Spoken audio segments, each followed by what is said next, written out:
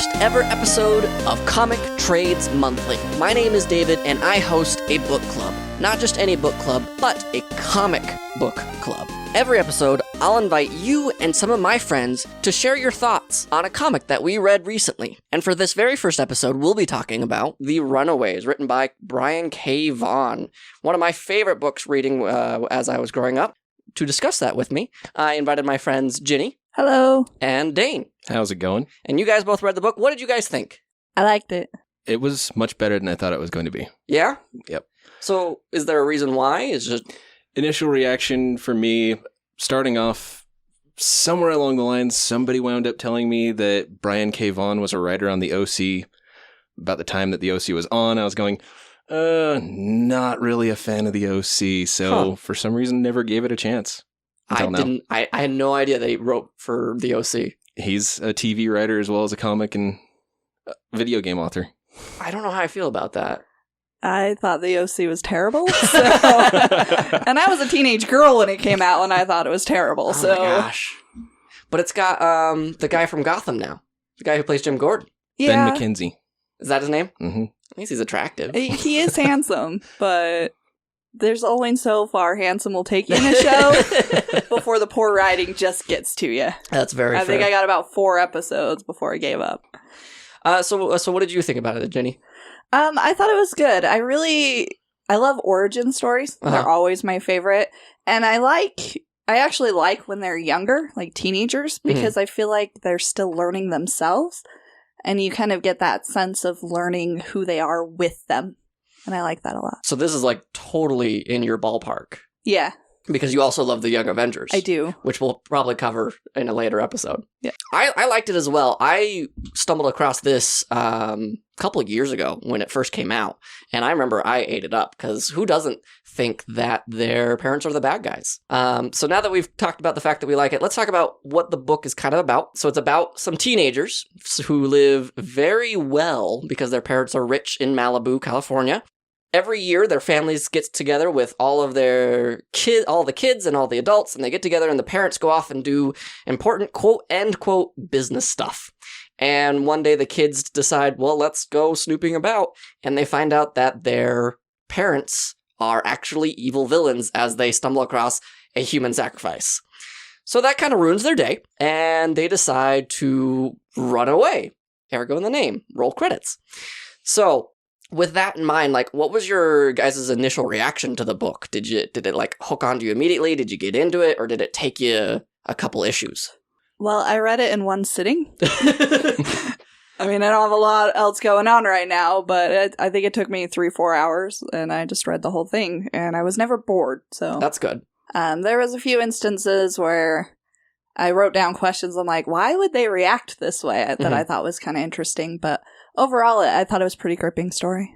For me, I got hooked first issue just because I always had those family gatherings where the kids weren't allowed at the adult table, and so you would be forced to go with your cousins to go play in a separate room, and it would either you would have a bunch of friends in the room that you've just made, or it would devolve into chaos. And I liked this because it just instantly devolved straight into the chaos. It did. And then they wound up becoming friends after the fact. The closer friends, I should say. Yeah. And that's something that I appreciate about the comic book format, is because in a book, it could take 5 chapters to get into that climax of like, oh, this is where, the hero's quest begins. This picks up at the end of the first issue. And that's how I feel like a lot of comics do it, is you have to have that hook by the end of the first issue, if not sooner, or else what's the point of them picking up issue number 2? So no, I agree. I really connected immediately. I love these characters. I loved Alex a lot because, like, hey, gamer guy who's too smart for his own good. And my, growing up crush was Nico, the gothic mage sorceress. Be still my heart. I'm so excited that they're making a TV show and there's going to be a human representing Nico. And I'm super excited about this show. And she'll be young, so that's creepy. Yeah, I recognize that. I feel like when I was younger, Nico is the one I would have wanted to be more like. And as I read it as an adult, I realized that I'm Gert. And that's the ironic thing is my wife watched the trailer for The Runaways and she saw Gert and she goes, oh my gosh, look, I'm just like Gert. I've got the weird hair coloring. And I'm just sitting here thinking, oh crap, now my wife knows that's the kind of girl that I went after in high school. Let's talk about a little bit about the characters. So we have Alex, who is the first character we meet in the book, who's playing some MMO that his father opposes. He's super smart. He's really cunning, and he's got a little bit of a twisted edge to him, like he's willing to make that sacrifice to get to the greater good. What do you guys think of Alex? He's a nerd. No, growing up, my brothers were that type. They were super into the MMOs and like to the point that it was obsessive. Mm-hmm. And I always didn't find that appealing as a character trait. So I kind of was meh on Alex, to be honest. Fair enough. And growing up, I actually tended to be Alex. My greatest social interactions were between my screen and myself. Mm-hmm. I didn't know any of the people that I was actually spending time with, but I felt that they were the closest people to me at that point in time. Mm-hmm. And my parents were always the ones trying to get me to go outside. And I'm just like, no, I like this reality. This reality is much easier. You and me both. I preferred to spend my time at the library in like one of those overused beanbag chairs, the one where you're actually sitting on the floor more than the beanbag, and just read comics there. So, yay, shared sad childhood. The next is Nico Minoru, who is, as I said, my crush. She is a sorceress that she doesn't know by the first issue. Spoiler alert, by the way, she's a sorceress. She's actually referenced in Doctor Strange. I don't know if you guys saw this, but there's a bit when they're defending the Sanctum Sanctorum in China, I think it was, and Wong is prepping all these people, and you can actually see the Staff of One, or some girl holding the Staff of One, which is Nico's weapon of choice. And that just made my giddy heart die a little bit inside, because it was just, oh my gosh. And I can remember actually seeing that in the theaters, and I was the only person that out loud said, oh my gosh. And everybody just turns to stare at me, and I'm just sitting there going, I know what that is, and shh, no. It's exciting. No, I'm often that person of like, oh my gosh, they referenced this thing. Oh, yeah. I don't know. Am I fun to go to see movies with? Yes. If you weren't, I wouldn't keep inviting you. So fair enough. So back to Nico. What do you guys think of Nico? Nico, be nice. She's my love. Nico at first starts off as that stereotypical gothic teenage kid. I mean, her parents are literally trying to drag her out of her room, and she's screaming at her parents because she has no more black nail polish. Mom threw it all away. So because she watched a 60-minute thing about it and drugs and whatnot. Yeah. Right. So she's sitting there screaming, saying, I'm going to mix all of my nail polishes together and hopefully it's black enough. But she starts off as a stereotypical goth teenager and just evolves over time and becomes a very deeper, much more easily connectable character. She definitely becomes the icon of the Runaways for the couple of next volumes that come out. And I think she even currently, as we're recording, she's part of the A-Force, which is an offshoot of the Avengers, which is, I think, an all-female cast. Actually, you're right. It is an all-female cast. It's got like She-Hulk and Captain Marvel and a couple of other female characters. Yeah, and she's pretty much like the best character that comes out of Runaways because she's definitely the most roundabout character. What do you think? Well, like I kind of mentioned before, when I was a teenager, I would have related most to Nico. I was about 17 when I went through my goth phase. I was about 19 when I realized I look like a ghost with black hair. So that ended quickly. I didn't know any other goth kids, so that kind of put a damper on it too. But I liked that she was the sorceress. I've always been into the magic and the fantasy aspect. I read a lot of fantasy novels, so I liked her as a character. My first exposure to Nico was actually playing that game, Avengers Academy. Oh, yeah. And my experience with her was, I like her outfits.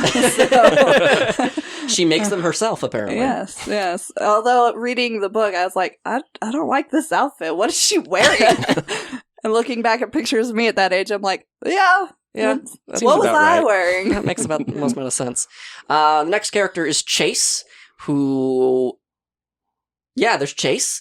There's not a lot going on for this character. He's kind of the Tony Stark with any brains, who has parents who are way smarter than any good. Jock is the stereotypical branding we would give on him. I don't know. I actually thought that Chase was one of the more interesting ones because I feel like when they do the introduction at the beginning of like their home lives, he was the only one that I felt like was really not something you see all the time. Like his parents were actually very crappy. And they abused him in like the first few panels. Like they reference that several times that he's being beat at home. Whereas the other kids, their lives didn't seem that unstereotypical. Some of them even seemed pretty good. So I could see why he would be so aloof almost, I think, to the others. But I thought he was really interesting because he was the only one that reacted in the way I thought fit kind of his background initially.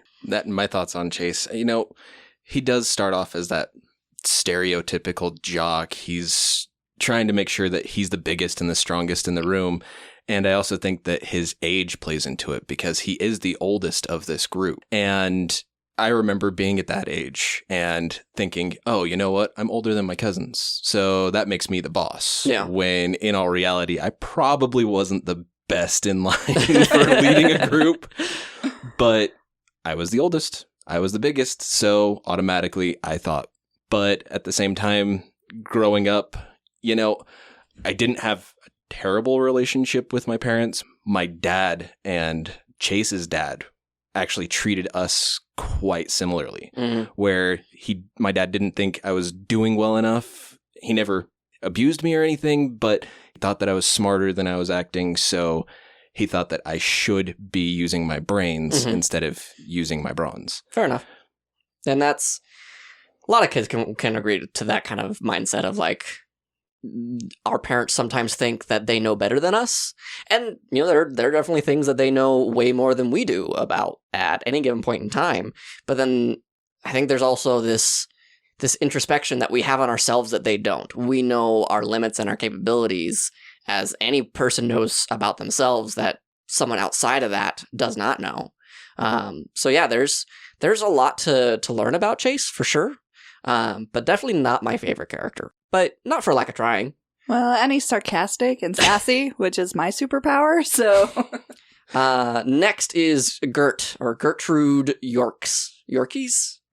It's Yorks. Yorks? I liked Gert a lot. Like, she was sassy. She was too smart for her own good. And in the first couple of pages that we meet her, like, she's just like, I don't want to be with these kids. I'd rather go to the young... What was it? The young... Socialist Club or something? Yeah, she wanted to go to join the Young Socialist Club, and her parents immediately were just like, no, socialism is the distribution of the poor. And I was just like, I like that dynamic of family, of just like being able to have those debates with your parents and being able to share those moments and just have fun in those kind of like mindsets. I like the dynamic they automatically set up between the two of them. I feel like you learn a lot more about Gertrude's character in that one page than most of the other characters in this brief first issue. Right. And you can tell that Gert is one of those people that she is incredibly smart. She knows she's incredibly smart, but she's not trying to throw it in anyone's face. It's just making it harder for her to connect to other people, is because she knows that most of this is trivial. And so she almost acts aloof in the fact that she feels like this whole get together is trivial. They don't need to be in the same room. Why are they being kept there? She doesn't care. She just says, whatever, I'm just going to sit here. Fair enough. I like Gert. I feel like that's a level of sass that I can always appreciate. Yeah, and I like that she had kind of that interesting dynamic later on where she starts out aloof like that, but then she almost becomes like the team mom. Like taking care of Molly and always like, especially since we shouldn't do that. We should do this. There's one panel where like everyone's piled on top of her taking a nap, and like it's the first time they slept in 4 days since they began running. And no, I can totally see that. She does become the team mom. I mean, even her, I'm not going to spoil it, but her present from her parents is sitting right there, right on top of her, sleeping, and you're just going, Okay, Aw. kind of a lot of weight to be put on one person. And then the next character, Molly, the youngest of the Runaways. I can't remember Molly's last name. Molly Hayes. And the first thing that we get to really know is that both her parents are doctors. We don't know what type of doctors. And that her body is going through changes. So everyone is awkward around her for the first little while. And I just feel really bad. Like, anytime that someone asks a question and then people are just aloof about it, I always feel really bad for that character because, like, they're going out of their way, they're reaching out of their comfort zone, and they're asking that question. And to be rewarded with, go talk to this person, which is exactly what happens. She goes to her father, asks, hey, I wanted to ask about this weird thing that's happening with my body. And the dad's like, well, shouldn't you be asking your mom about this? Well, mom said to ask you because you're a doctor. She's a doctor too. So spoiler alert for Molly, she does become a mutant, or she is a mutant, and when she accesses her mutant powers, blood drops from her nose. And that's when she's talking about blood is coming out of and she gets interrupted. Okay, we're playing a little on the nose there. And, yes, this is a time in her life that's something like that. She is probably going to have her first period pretty soon. I hate that idea of just like, let's ignore it, let's not talk about it. This isn't something, I don't know. That's just me. I feel really bad because she's the character with the least involvement of what we know how she was raised. But I feel like with that, we can watch her grow a lot more because, again, she is the youngest and she has a lot more potential in that area. I feel like actually that first introduction with her where she's talking to her dad, though, Mm-hmm. I think that tells you a lot about her relationship with her parents, that she'd even go to her dad and talk to him about that, especially with what they make it seem that she's going through, the changes. But I don't know many teenage girls that happens to and they don't freak out and they go ask their dad about it. Yeah, that's like, fair. She's got to be very comfortable with her parents if she's bringing that up. And the fact that they blow her off is actually very sad. I think at this point I wrote in my notes, poor Molly. Like, I felt bad for her because it's hard. It's hard to be going through all these, puberty. Yeah. And I think one of the most interesting things about Molly is throughout the whole first volume, all she wants is her mom. I mean, multiple times she protects her mom, even though she knows that her mom's a villain. She winds up crying out for her mother multiple times, even at points where it's her and Gert, team mom. She flat out tells Gert, I miss my mom. Yeah. Mm-hmm. And so she's obviously the most innocent. Being the youngest in the group, it's going to be hardest for her to let go the fact that her parents are not great people. Yeah. So that's one of the things that hooks in for Molly with me is she's just so innocent. Yeah. And she just really wants to be part of the group, but nobody's really letting her. Yeah. Being the youngest. And that's something that I think Gert did a good job of like very beginning of like, hey, I hated it when people sugarcoated it when I was younger. So here's the facts. Our parents killed someone and we don't want you in that area. And I really love how they play off each other, Gert and Molly. And I think that like I would probably read a spinoff of Molly and Gertrude and their shenanigans as they run to an in and out and they have to stop a crime or something. I'd read that comic. Yeah. Well, and I don't know, like, I have nieces about Molly's age that I'm pretty close to, and I think, how would I treat them in this situation? I don't know if I could be like her and be like, here's the facts, because I think I'd want to sugarcoat and protect her from things. And I could see how that would be frustrating to her. And I happen to be a father of 3. My 2 oldest are girls. My oldest is 6. And my wife and I decided very early on, we're going to try to not sugarcoat things as much as possible. And it's interesting because she's in the 96th percentile of intelligence in her class. Mm-hmm. At the same time, it just makes me think, well, maybe we're pushing her too hard too fast. And so I kind of feel guilty about that. So I kind of feel for Molly's parents at this point in time, because they're not sugarcoating things for her, but at the same time, they're not addressing. They just pass the buck on to somebody else. Yeah, and like there's a scene where all the kids are hanging out together before they discover that their parents are villains, and Molly starts asking all the other girls questions like, "Hey, can I ask you a question about the body, or can I ask you a question about something?" And all of them are like, "No, not in a million years. No, I'm not going to deal with this. But at this point, they all really don't like each other. They only see each other once a year.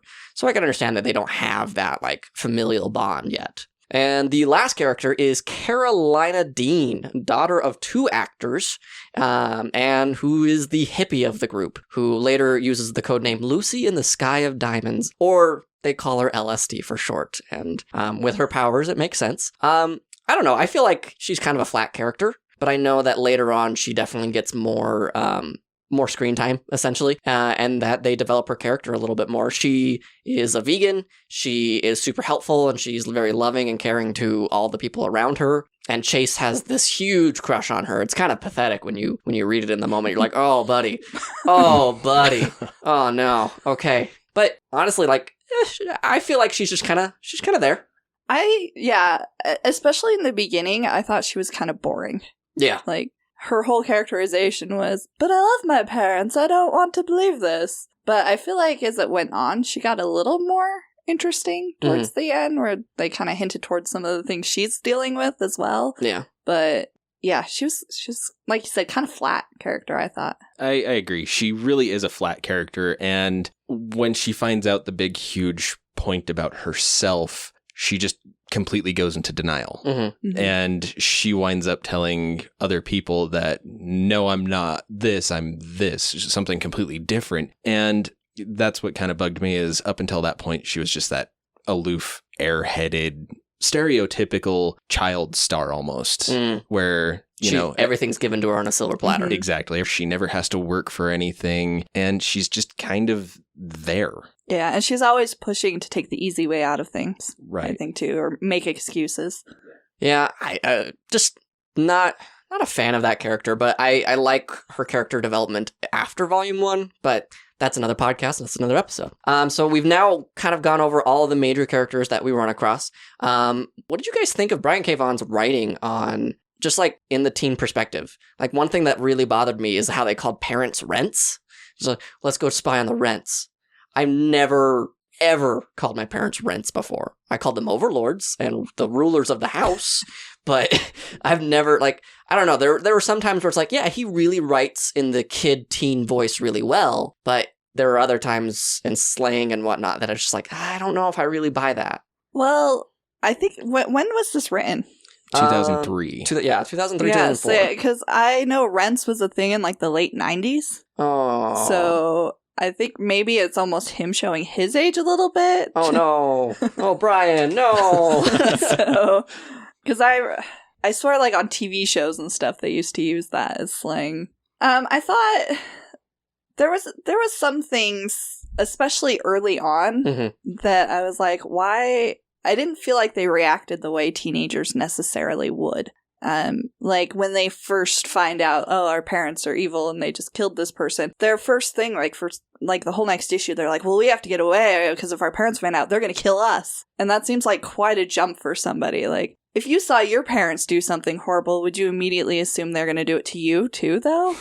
Like, especially the ones that had a good relationship with their parents. Yeah. And I remember walking in on my parents one point in time, and I'm sorry, Mom, if you're listening to this, I walked in on my parents playing strip poker, and oh, no. I never brought it up again. Oh, no. I walked away from that situation. Dane, no. You poor thing. Yeah, so that's probably why I stayed behind the screen. I'm like, nope, no more. Yeah. Okay. So yeah, there's parts that I can understand that reaction, but I feel like a lot of the reaction was led by Alex, and that's important later on for sure, because as we get to the spoiler section, Alex was definitely the guy who had a lot of the ideas, and he was driving a lot of those ideas. He was the leader because, you know, the comic tells us he is the smartest, and it's obvious. So obviously we want to listen to him and we want to take his direction. But I agree, like, I don't think if I saw my parents kill someone that I'd think I'd be next. I'd think that, like, oh shit, my parents are into some messed up stuff. And I probably would aim to call the cops. Like that, I think that's me. That's just my lawful good, maybe at that point in my life, but I don't know. You know, I appreciate how hard Brian K. Vaughan actually tries to get teenagers to connect with these characters. Because, again, going back to his work on TV, The OC was actually a pretty big thing back when it was on. Granted, it wasn't my cup of tea, because the one time I watched it, I was like, you know what, this is way too much teenage drama, and just kind of walked away. But it translates better into this medium than it did on TV, because you can kind of see where he's trying to go with it. Yeah.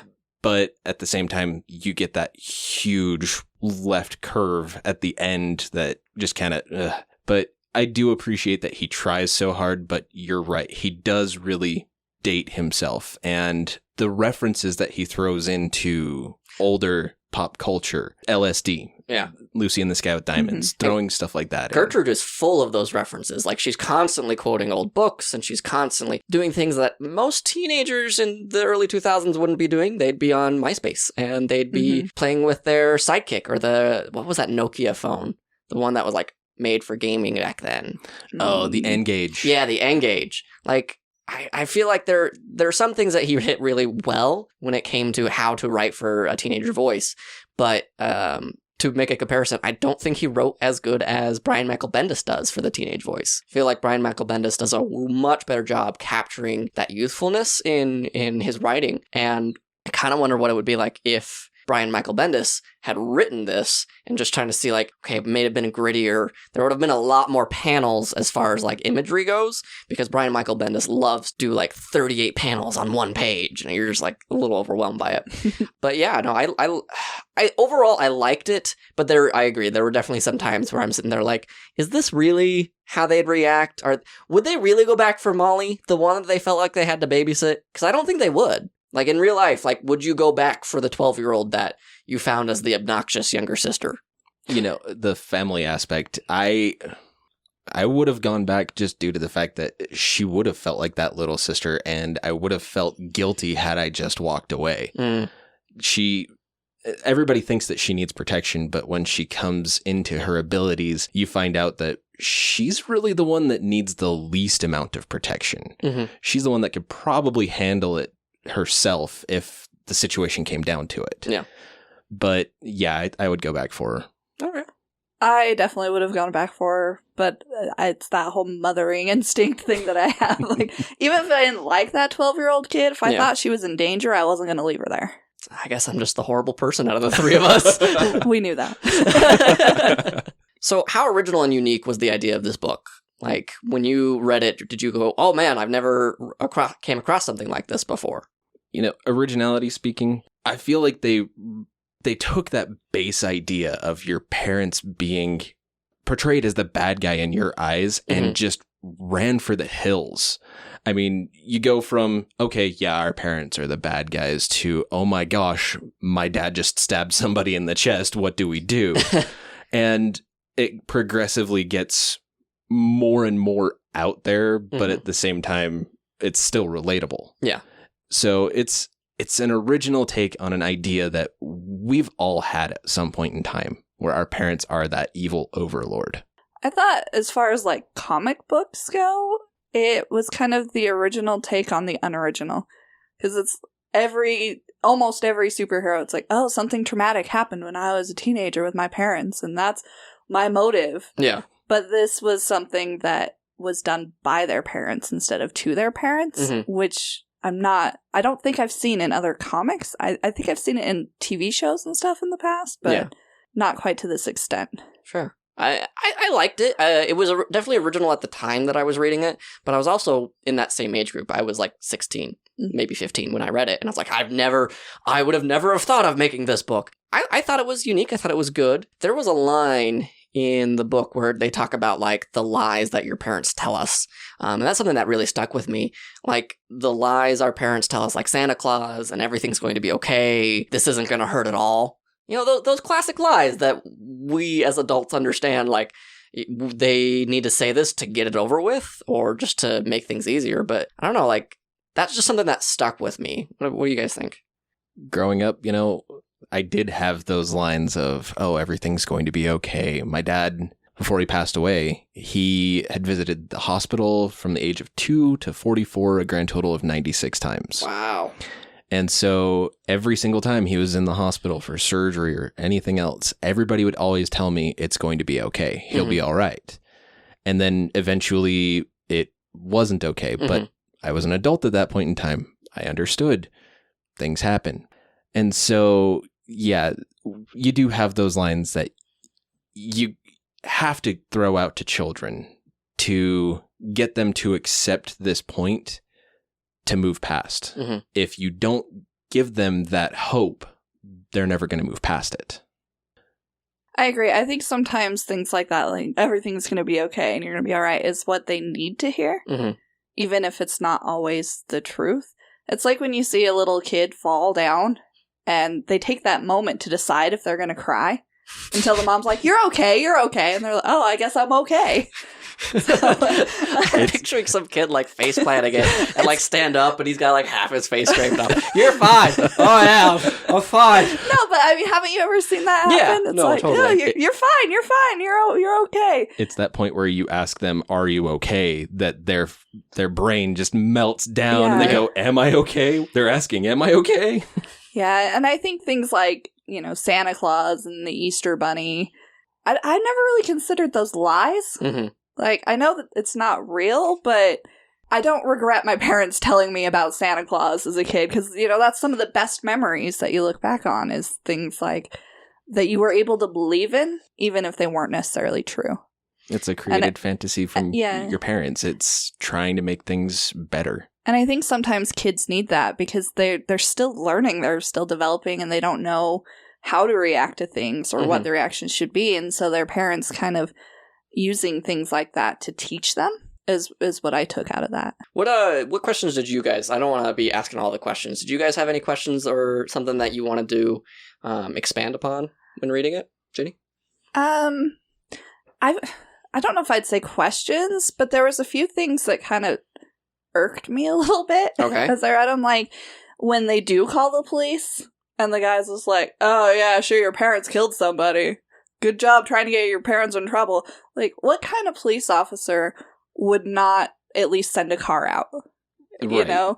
Just knowing what the repercussions would be if he was wrong. Yeah. Or, like, when they do run away, I didn't realize, like, reading it, it feels like, oh, well, this is an hour later. And then they're like, oh, we've been here 4 months. And I'm like, how are these kids surviving? They had no money. At one point, they're like, oh, yeah, we have $19. And then it's 4 months later. I'm like, what were they eating? Where did they get clothes? Yeah. It didn't feel like they were planning to run away when they all met up, but then they randomly had for it. supplies later, but it just didn't quite connect. And that was irksome to me. So the common explanation is because comics. But I totally agree. Like, just because it's a comic book and it needs to make sense, they just kind of flow with things. But yeah, no, it like, hey, they have $19. And at one point they go and they stop a gas station from being robbed.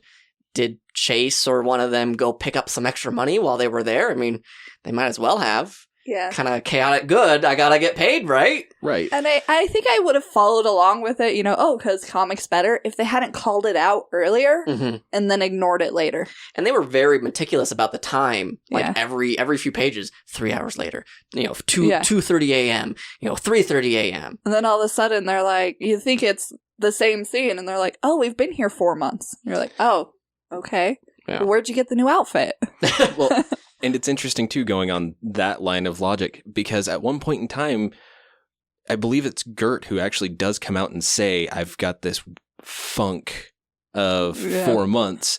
But at the same time, you're looking at Gert and she looks immaculate. She looks just clean, straight-laced. And you're going, wait, you've got 4 months worth of garbage just piled up on top of you. Why do you not look it? Yeah, your clothes are clean. There's no wears on it. Because, like, in my mind, if I were to be in the situation, I'd go to, like, the local thrift store. And I'd probably find out when they're closed and find, like, the donation bin and scrounge. Maybe that's where I'd get clothes. And I think that's kind of the logic that they go. Because if you look at Nico's clothes, which she was always very elaborate and very gothic, then turns into like a McDonald's outfit later on.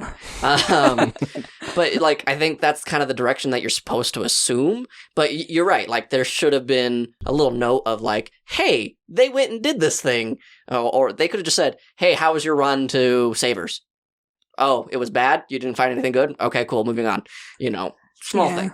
Well, and let's be real. You take 5 16-year-olds and you throw them together for a few months, there would have been a lot more drama and a lot more making out. Oh, so that's another thing that kind of bothered me is like, so they find this sunken hotel and that's where they stay for the 4 months.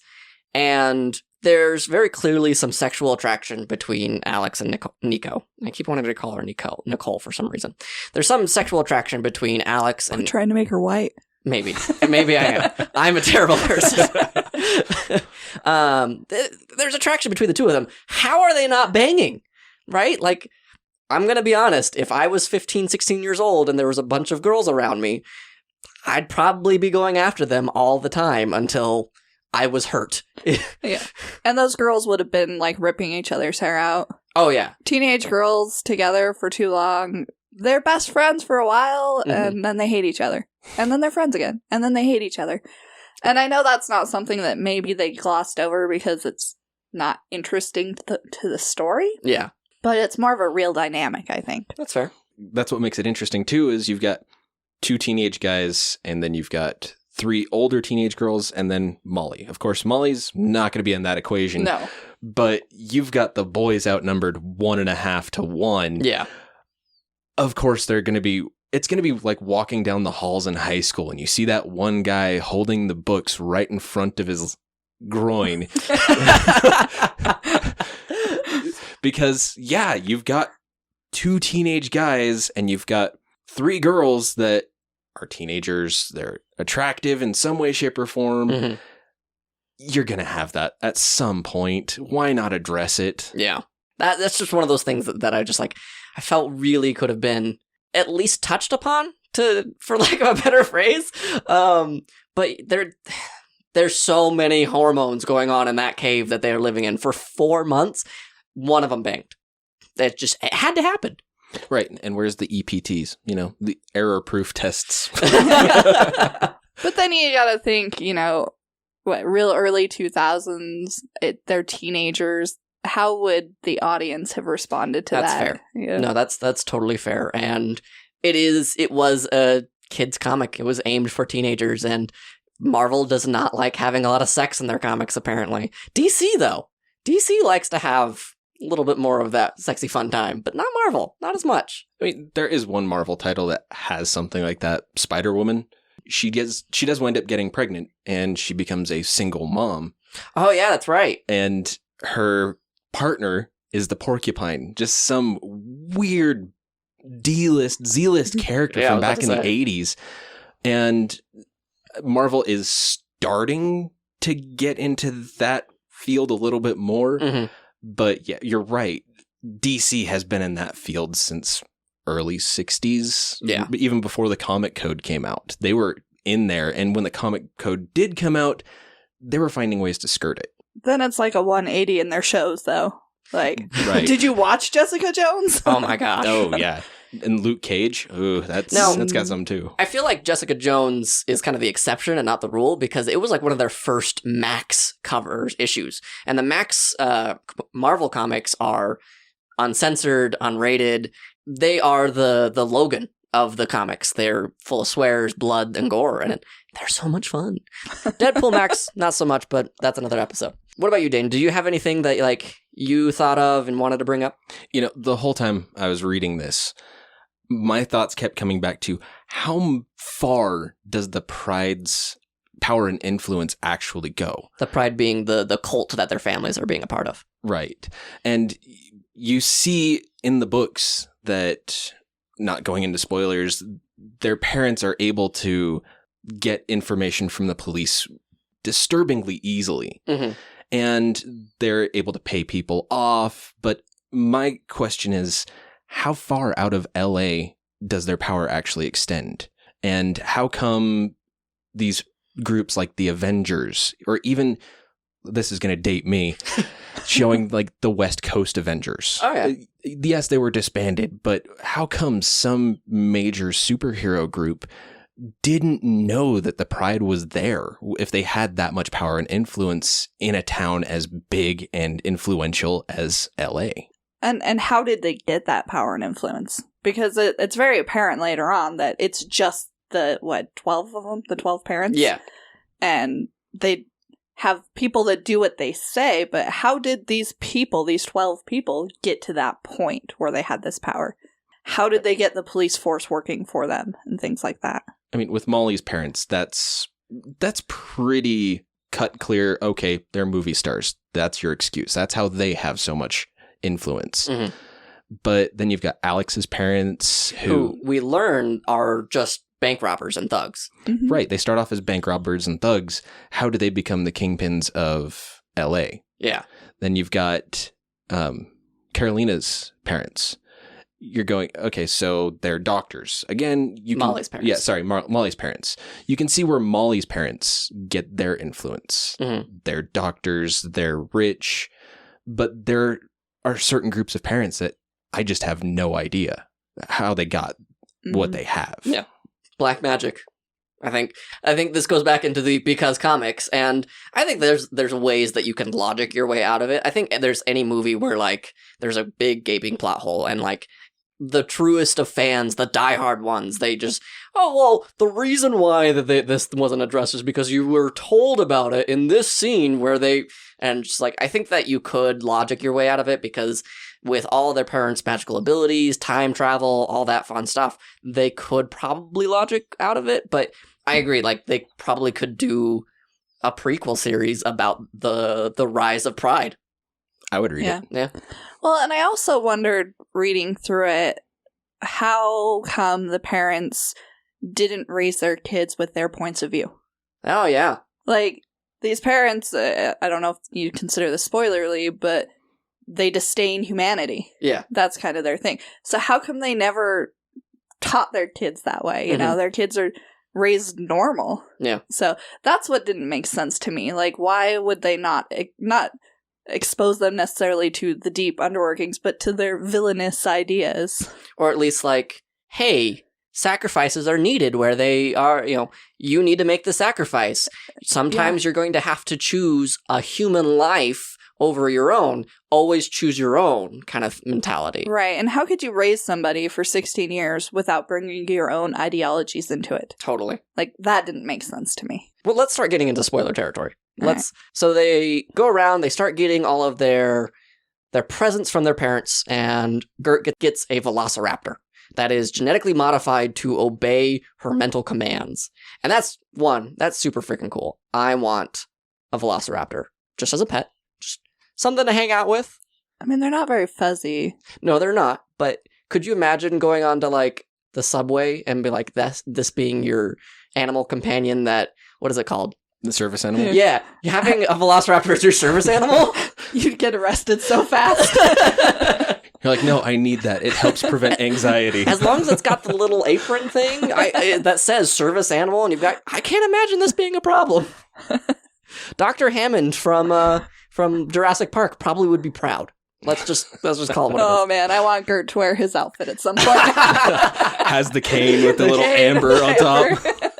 But there's one line when they find the velociraptor and a hologram from Gert's parents is explaining some stuff to them about this is the Pride and this is what we're doing. We're doing this for the greater good of mankind, for you guys. And her father says, we know that this world is going to be run into the ground by idiots. So we wanted to make sure that you had the best opportunities. And he says, so steal tomorrow from them and make it your own. And it's like, why do bad guys always get the best lines? Right?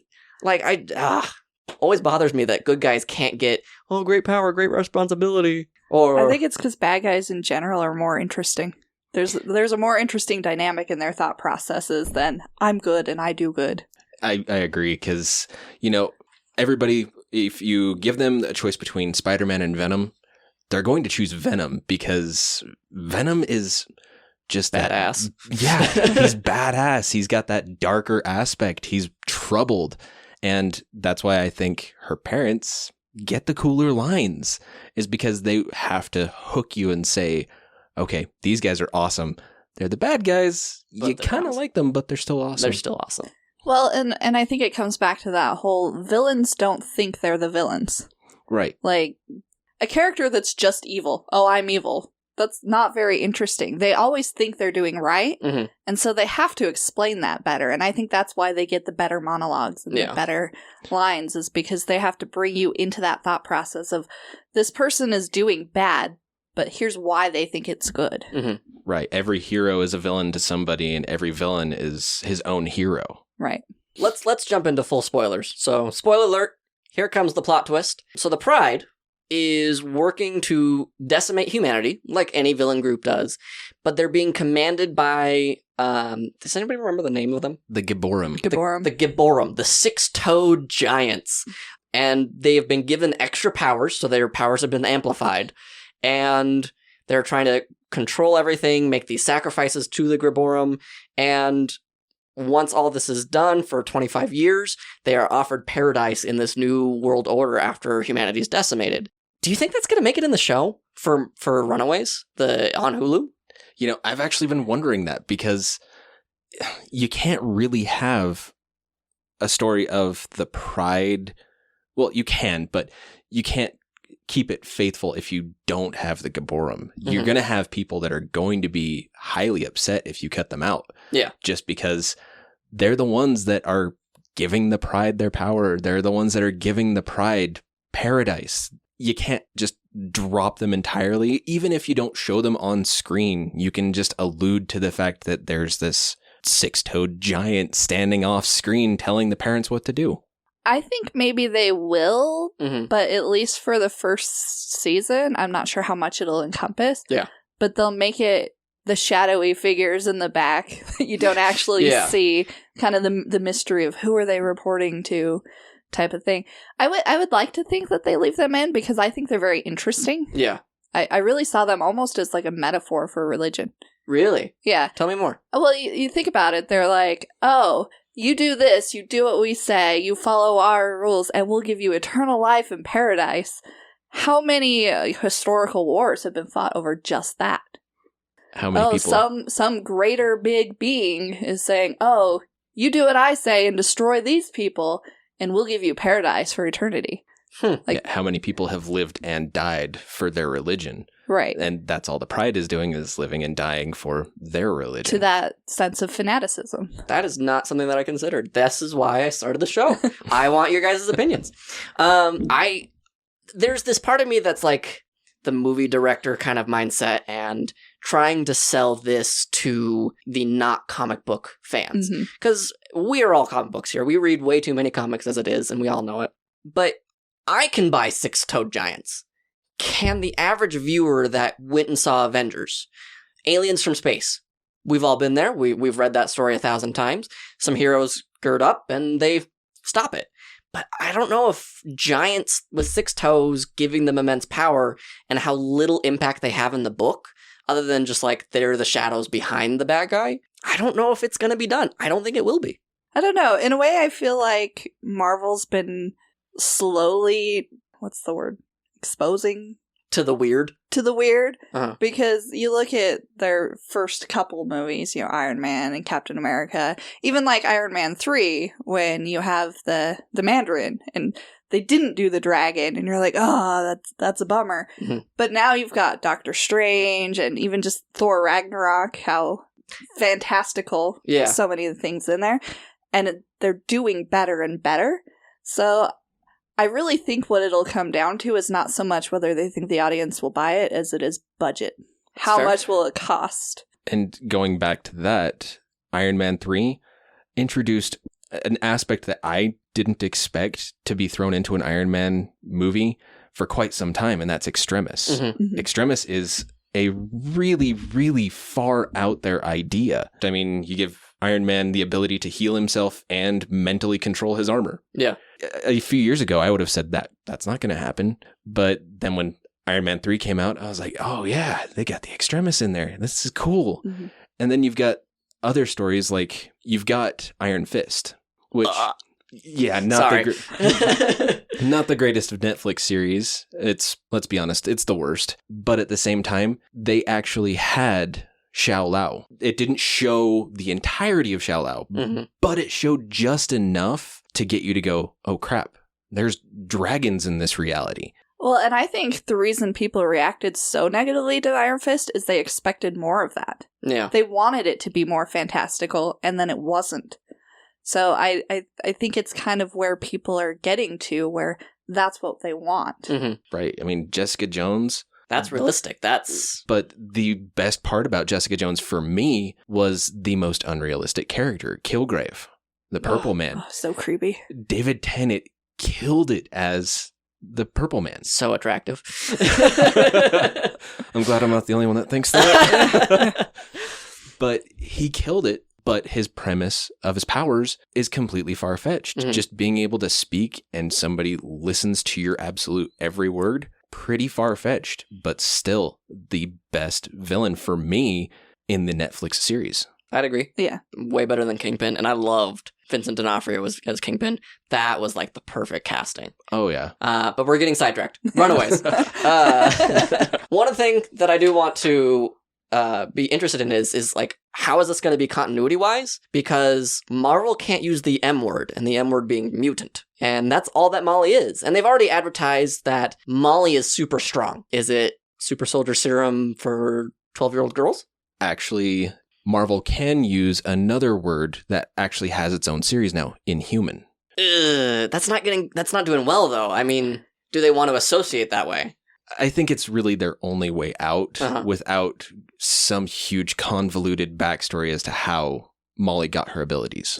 Because you've got the Terrigenesis, you've got all of that gobbledygook. And so I could see where they would say, hey, you know, Inhumans, that's our analog for the M word.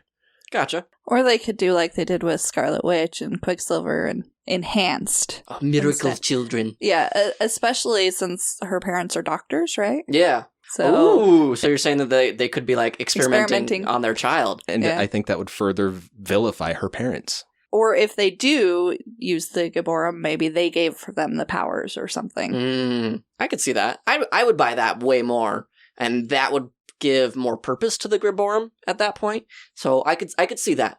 There's another thing that kind of bothered me is that we find out that Carolina, or LSD as they call her, they find out that she's an alien. Mm-hmm. She's from another planet. So I wrote this down as I was reading it. I was like, Avengers are a thing. Avengers fight aliens. Why is it so hard to accept aliens on this planet? Like, it didn't make any sense to me.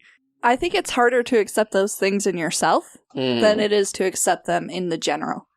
Because I think her issue was not, oh, aliens are a thing, I don't believe in aliens. I think it's I'm an alien, and I never knew this about myself.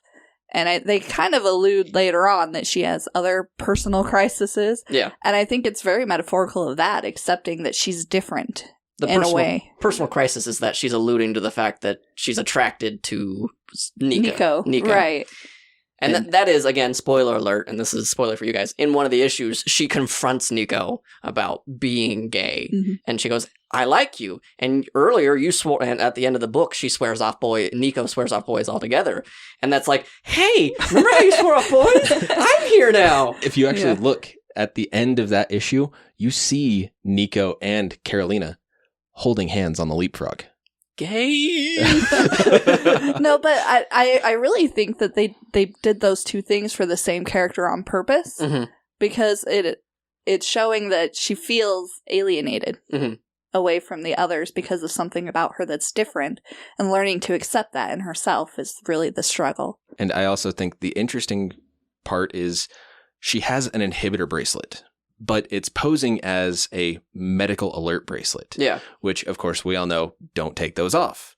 Mm-hmm. Well, when she takes hers off, of course, she lights up. Yeah. And it's pretty much just hiding the fact that she's an alien in plain sight, because it's drawing attention to her, yes, but it's not drawing attention to her abilities. It's drawing attention to the fact that she's allergic, quote unquote, to penicillin. So her parents are doing something incredibly smart and throwing something out there to misdirect. But also, how many times did that bracelet get ripped off of her and it shows it shatter, and then suddenly it's fixed? Yeah, they rip it off so many times. You see the chains flying. What is this magic bracelet? And where do I get that? I need jewelry repair like Carolina. Hold on, I need to find that link. Yeah. No, and like this goes back to what you were saying of like, why wouldn't you indoctrinate your children at a young age? Why would they not teach their kid that she's an alien? I understand you don't want to make them feel different, but that kind of goes to a Clark Kent kind of thing. They had to deal with these things together, and that really created the family bond. Yeah. Especially because her parents were so proud of it. Yeah. Like later on, they're like, we're better than everybody because we're not a measly human. So you'd think they would have raised her thinking that way. Yeah. That we are stronger. Yeah. And then that way, because it's obvious that the parents don't wear an inhibitor at all. So they've learned how to control it. So why not teach their child how to control it as well? Right. I just think that her parents feel it's easier to just slap a Band-Aid on the wound until they can actually deal with it. Until she comes of age and they can show her the pride and actually help her start to train. Maybe, but I don't know. I just feel like that's unrealistic. Like, somebody that's so proud of what they are, I don't think they'd hide it in their kid that way. And then my question about her parents actually came out being, what initially even brought them to Earth anyway, and why don't they just leave? Why didn't they just leave? Yeah. They detest humanity so strongly. You know what? If you don't like them, why didn't you just leave? Why didn't you just take off? Yeah. Obviously, something brought you here. Something should be able to take you back. And they make reference that they can fly from LA to New York in a matter of an hour. So they should be able to fly home pretty easily. Well, and I don't know. Maybe they got stuck there initially, and the promise of eternity is what kept them there. Because that's definitely what happened with Gertrude's parents, because they're time travelers, and their time machine broke down. So they explain, hey, your time machine broke down. You can't go back into the fourth dimension. But they have an explanation. You know, Alex's parents, that's just, you know, their base of operation. We don't know much about Nico's parents. And we know that Molly's parents, they're doctors, and Chase's parents, they are scientists. They invented that thing that peels off the plastics wrap around CD players, CDs. Which, let's be honest, how often would that be used nowadays? Oh, that's a good point. That does date it a little bit, right? Yeah. I didn't think about that. I don't know, 2000, 2002, 2003, whenever it came out, people were still buying CDs back then. Yeah. And for 10 years before that, I mean, maybe they're not making money off it now, but... True. But royalties. Yeah. All right, so the big twist at the end, more spoiler alert, they go and confront their parents to the Gorborian base, and Alex turns out to be the bad guy. Did you see it coming? No. The whole time you just see him as the big brother of the group, the leader, and he's the one that's saying, we need to get away from our parents. We need to get away from our parents. Yeah. And it kind of lulled me into that complacency of, okay, yeah, he can't be the bad guy. And then they throw that curveball. And I remember reading it, and I looked up at my wife, and she says, what's wrong? And I was like, these guys are dicks. Now, Ginny, we were talking about this, and you were not surprised. No, but it was kind of a spoiler for me because I've read Young Avengers crossovers with the Runaways. And so just by process of elimination, I was like, well, who's this guy? He hasn't been in the other ones. So as soon as they're like a mold, I'm like, oh, well, it must be the guy that's not in all the other ones. Yeah. I'd like to think I would have figured it out because I'm pretty good at figuring things out. Mm-hmm. But I think they purposely were trying to lead you to think it was Carolina. Oh, yeah. Oh, yeah. And even reading that, I was like, well, it's obviously not her because they're making it too obvious. And so usually you tend to think it's either the dumbest one or the smartest one. Yeah. So I also kind of had that thought process of, okay, well, it couldn't be Carolina because they're just pushing it way too hard that it's her. But then in the back of my brain, something kept saying, well, it could be Molly. And then I was like, well, no, she's not intelligent enough. And then her parents throw out, oh, well, mutants at this age tend to be more intelligent. And I was just like, wait, every X-Men comic that I've ever read never says that. Right? They throw this continuity thing of like, X-Men children actually make themselves seem weaker because then when they can reveal their powers, they're actually stronger. I didn't buy that from Molly's character at all. It felt like I was reading a teenage girl. I felt like that was actually the most truest representation, now that I think about it, of what a 12-year-old girl would be like. Well, and I think with Molly, I wouldn't have thought it couldn't be her because she wasn't smart enough, but just that she wasn't malicious enough. Like, you never got the sense from her that she was doing things selfishly. Even when she wanted to go home, she never did. She never tried. Yeah. And I think you're right. She is obviously the innocence of the group, because at one point in time when they actually start going out on patrol, she's told to stay behind, and she's standing there in a costume that she's made for herself, and she rubber goes, gloves and a bucket. It's fantastic. Security guard shirt. and she's looking at everybody going, wait, am I the only one that made a costume? How did you feel about the ending with that twist there? Like, what did you like? What did you not like? What did you wish had been different? I liked the whole twist with Alex. I thought that was well done. But I thought the whole, like, getting out of the secret base and the Giborim being exploded was really glossed over very quickly. Like, I actually had to go back. I'm like, wait, did they win? Oh, here's this one panel showing an explosion in the background. So I guess that's them winning. Yeah. And then what happens to the parents? Yeah. I mean, of course they've got to leave some loose ends for further volumes to go off on. But you're right. I had to do the same thing. I was like, wait, the Giborim, they're these giants. They've got technology. They could just go after the kids, but nobody's doing anything. Oh, look, boom. Okay, I'm good. Yeah, they're these super powerful ancient beings, but this small explosion took them out entirely. I mean, like you said, it could be, hey, maybe they're going to come back later, and that's the point, but it was a little anticlimactic, I thought. That's fair. Now, at the very, very end, they make it back to the surface. The Giborim are somehow defeated magically, because comics. And Captain America is standing on the beach where they make it out. And everything's taken care of, everything's wrapped up. They're all sent to, like, foster homes and whatnot, or orphanages. Molly's sent to a mutant living facility. The X-Corp. The X-Corp, yep. I didn't buy that Captain America would come investigate this. Like, there was nothing there, because I can buy the fact that the Pride has been so successful in staying under covers. Like, nobody's picked up on their scent at all. I can buy that, sure. But then why is Captain America all of a sudden investigating this?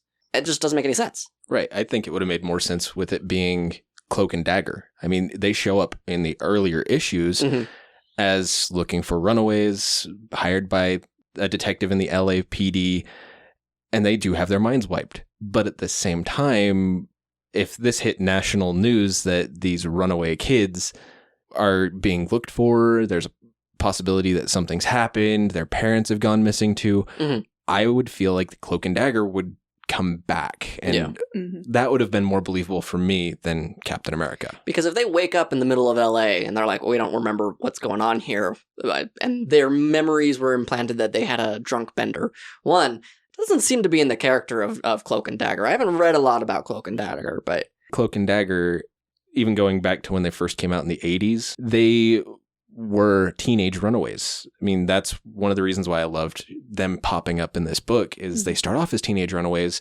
but you've got Cloak, who is bonded with darkness. Literal darkness. He could attack the darkness if he wanted to. Right. But he is the most lawful good character of any comic book character I've ever read. He's always following the rules. And then you've got Dagger, who, she's a little bit, for lack of a better term, looser. Which I hate to say due to her costume, but she's a little bit looser with the law than Cloak. But I don't know, it just bugged the crap out of me. Yeah. Which makes me wonder if they'll have Cloak and Dagger in the show, considering they have their own show coming out. I know, that one I'm excited for as well. I don't know if they will, due to the fact that Hulu has Runaways, and then you've got Freeform, ABC Family, whatever they want to call themselves now, with Cloak and Dagger. That's where it's the cross-platform crossover. I mean, if the CW and CBS can cross over Flash and Supergirl, then I don't see where it would be a huge problem. Money. True. We'll find out what money does when Fox and Disney are done with their talks. So yeah, I mean, because the ABC is owned by Disney, who also owns Marvel, but I don't know who owns Hulu, so it would all be between them, I think. Hulu is actually partially owned by Fox, So then we'll never see it. so maybe they can say mutant. Maybe this is That's a good point. If Fox isn't part of it. And then X-Men TV series crossovers, having Legion show up in Runaways. I'd love to see more Legion, but that's a whole nother podcast. That's not even another episode. I could do a podcast about Legion itself. We're just about out of time. Any final thoughts before we wrap up? I love books like this because it helps me stay open-minded. I didn't like the idea that a writer for the OC wrote this comic, but then finally I buckled down and said, you know what? Just read it. You liked the Young Avengers crossover for the Civil War with Runaways. Just give it a chance. And I wound up loving it. So as much as I picked it apart, that's what I do with everything. I actually did really enjoy it. I thought it was a very good story. It was interesting. The characters were unique, which I liked, and I would definitely recommend it. I would recommend it as well. If anything, just to be prepared for the new TV series that's coming out. If you guys had to give it a grade, what grade would you give it? I'd give it a B+. B+? It's not perfect, but it's awesome. It's really good. Yeah, I agree. Probably B+. Ish. I'd stick right at a B. Like, I think this was a good attempt. I think this was really well done and well executed. There were just too many questions at the end that just kind of like, when I read it as a kid, I would have given it an A+. But now as I'm reading it as more of an adult, there's just like, there's a little too many plot holes here for me to ignore. So I'm giving it a solid B. I guess it would depend. I'd have to read more. Yeah. Because sometimes the plot holes are intentional. That's a good point. I also loved it because of the whole arsenic and old lace joke. Yes, the Velociraptor. All right. Well, thanks so much you guys for joining me on my quest to read more comic books. Thanks, Dane and Jenny, for joining me today and sharing your thoughts. If you had some thoughts you wanted to share, let me know on Twitter @ComicTradesPod. There you'll also find out what we're going to be reading next and when the next episode will be coming out. So, with that, thanks so much for nerding out with us, and we'll see you next time.